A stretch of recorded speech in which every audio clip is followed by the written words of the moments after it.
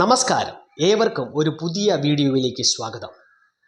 ഒരച്ഛൻ മകൾക്കയച്ച കത്തുകളിലൂടെ നെഹ്റു തൻ്റെ മകളെ പഠിപ്പിക്കുന്നത് പ്രകൃതിയിലെ പാഠങ്ങളാണ്.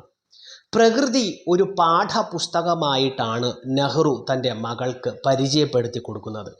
പുഴകളും നദികളും സമുദ്രവും മരങ്ങളും പാറക്കെട്ടുകളും ഇലകളുമെല്ലാം നമ്മെ ഓരോ പാഠങ്ങൾ പഠിപ്പിക്കുന്നു. ഒഴുകുന്ന ഒരു നദി നമ്മെ പഠിപ്പിക്കുന്ന 5 പാഠങ്ങളാണ് ഈ വീഡിയോയിലൂടെ ഞാൻ നിങ്ങളോട് പങ്കുവയ്ക്കുന്നത്.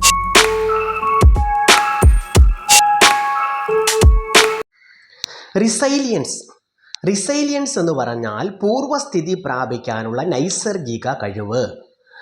കവിഞ്ഞൊഴുകുന്ന നദിക്ക് ചിലപ്പോൾ മെലിഞ്ഞ് ഒഴുകേണ്ടി വരും. വരൾച്ച കാരണം, മഴക്കുറവ് കാരണം, വേനൽ കഠിനമാകുമ്പോൾ ചിലപ്പോഴൊക്കെ നദി മെലിഞ്ഞ് വറ്റി വരണ്ട് ഒഴുകാറുണ്ട്. എന്നാൽ അതിന് പൂർവസ്ഥിതി പ്രാപിക്കാനുള്ള ഒരു കഴിവ് പ്രകൃതി തന്നെ കൊടുത്തിട്ടുണ്ട്. അതുപോലെ തന്നെ ജീവിതത്തിൽ അപ്പ് ആൻഡ് ഡൗൺസുകൾ ഉണ്ട്. നിരാശകൾ നമ്മുടെ ജീവിതത്തിൽ ഉണ്ടാകാം. ഡിപ്രഷൻ, വിഷമതകൾ നമ്മുടെ ജീവിതത്തിൽ ഉണ്ടാകാം. പ്രശ്നങ്ങൾ, സംഘർഷങ്ങൾ നമ്മുടെ ജീവിതത്തിൽ ഉണ്ടാകാം. പ്രതീക്ഷയ്ക്ക് വകയില്ലാത്ത സാഹചര്യങ്ങൾ നമുക്ക് ഉണ്ടാകാം. എന്നാൽ അതേസമയം ഒരു നദിയെ നോക്കി പൂർവസ്ഥിതി പ്രാപിക്കാനുള്ള, അല്ലെങ്കിൽ സാധാരണ ഒരു മാനസിക നിലവാരത്തിലേക്ക്, അവസ്ഥയിലേക്ക് വരാനുള്ള ഒരു കഴിവ്, ഒരു ശേഷി നമുക്ക് ഉണ്ടായിരിക്കണം. റിസൈലിയൻസ്.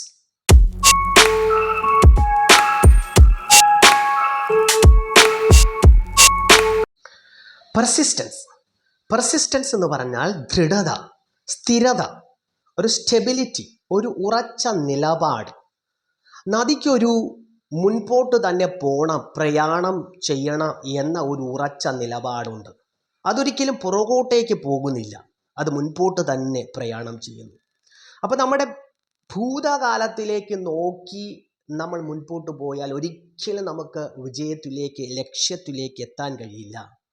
അപ്പോൾ ഭൂതകാലം മറന്നിട്ട് പുറകിലുള്ളതൊക്കെ വിട്ടിട്ട് നമ്മൾ മുൻപിലേക്ക് സ്ഥിരതയോടെ, ദൃഢതയോടെ, സ്റ്റെബിലിറ്റി ഉള്ളവരായി മുൻപോട്ട് പ്രയാണം ചെയ്യണം.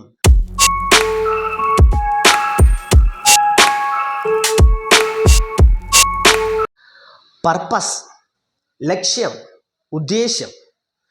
ജീവിതത്തിനൊരു ലക്ഷ്യമുണ്ടാകണം, ഒരു ഉദ്ദേശ്യം ഉണ്ടാകണം. കൂടുവിട്ട് പുറത്തേക്ക് പോകുന്ന ഒരു പക്ഷി ഒരിക്കലും അതിനറിയില്ല എവിടെയാണ് അതിൻ്റെ ഇര, എവിടെയാണ് അതിൻ്റെ ആഹാരം.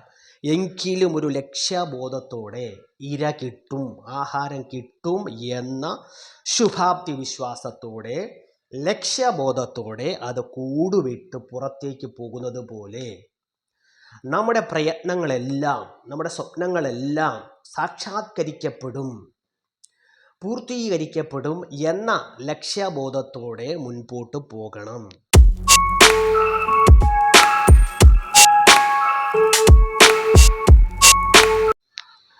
നാലാമത്തെ പാഠം പേഷ്യൻസ് എന്ന് പറഞ്ഞാൽ സഹനശക്തി, സഹനശീലം. എന്തും സഹിക്കാനുള്ള കഴിവിനെയാണ് പേഷ്യൻസ് എന്നതുകൊണ്ട് ഉദ്ദേശിക്കുന്നത്. ജീവിതത്തിൽ പരാജയങ്ങളുണ്ടാകും, ഉയർച്ച താഴ്ചകളുണ്ടാകും. എന്നാൽ എന്തും നേരിടാനുള്ള, തോൽവികളെ നേരിടാനുള്ള ഒരു കഴിവ് നമുക്കുണ്ടായിരിക്കണം. വേദനകളെ സഹിക്കാനുള്ള ഒരു കഴിവ് നമ്മുടെ ജീവിതത്തിൽ ഉണ്ടാകണം. വിജയങ്ങളിൽ നിന്ന് നമുക്കൊന്നും പഠിക്കാനില്ല. എന്നാൽ തോൽവികൾ നമ്മെ ഒരുപാട് ചിന്തിപ്പിക്കും, ഒരുപക്ഷെ ഒരുപാട് വേദനിപ്പിക്കും, ഒരുപാട് നമ്മെ പഠിപ്പിക്കും. അപ്പോൾ തോൽവികളിൽ നിന്ന് നമുക്ക് പഠിക്കാൻ ഒരുപാടുണ്ട്. തോറ്റുപോയാലും പേഷ്യൻസോടെ പിന്നെയും ട്രൈ ചെയ്യാനുള്ള, അധ്വാനിക്കാനുള്ള ഒരു ടെൻഡൻസി, ഒരു കഴിവ് നമുക്കുണ്ടാകണം.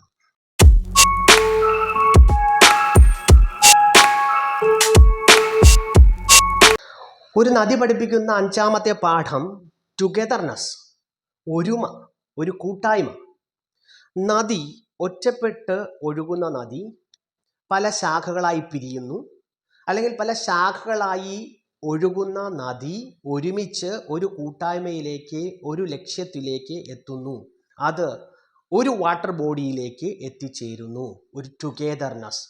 അതുപോലെ നമുക്ക് നമ്മുടെ കൂട്ടുകാരുമായിട്ട്, സുഹൃത്തുക്കളുമായിട്ട് ഒരു നല്ല ഒരു കൂട്ടായ്മ, ഒരു സൗഹൃദം, ഒരു ടുഗെദർനെസ്, ഒരു ഷെയറിങ്, ഒരു കെയറിങ് നമ്മുടെ ജീവിതത്തിൽ ഉണ്ടാകണം. നമ്മുടെ മനസ്സ് തുറക്കാൻ തയ്യാറാകുമ്പോൾ, നമ്മൾ പങ്കുവയ്ക്കാൻ തയ്യാറാകുമ്പോൾ, നമ്മുടെ മനസ്സിലെ കാര്യങ്ങൾ നമ്മുടെ സുഹൃത്തുക്കളുമായി ഷെയർ ചെയ്യുമ്പോഴാണ് ശരിക്കും നമുക്ക് ഒരു സന്തോഷം ഉണ്ടാകുന്നത്. ഒരു സൗഹൃദം, ഒരു ടുഗെദർനെസ്, നദി പഠിപ്പിക്കുന്ന ഒരു ടുഗെദർനെസ് നമ്മുടെ ജീവിതത്തിൽ ഉണ്ടാകണം. റിസൈലിയൻസ്, പെർസിസ്റ്റൻസ്, പർപ്പസ്, പേഷ്യൻസ്, ടുഗെദർനെസ്. ഈ പാഠങ്ങൾ, ഈ ഗുണങ്ങൾ നമ്മുടെ ജീവിതത്തിൽ ഉണ്ടാകട്ടെ. എല്ലാവരും ജീവിതത്തിൽ വിജയിക്കട്ടെ. നിങ്ങളുടെ സ്വപ്നങ്ങൾ സാക്ഷാത്കരിക്കപ്പെടട്ടെ.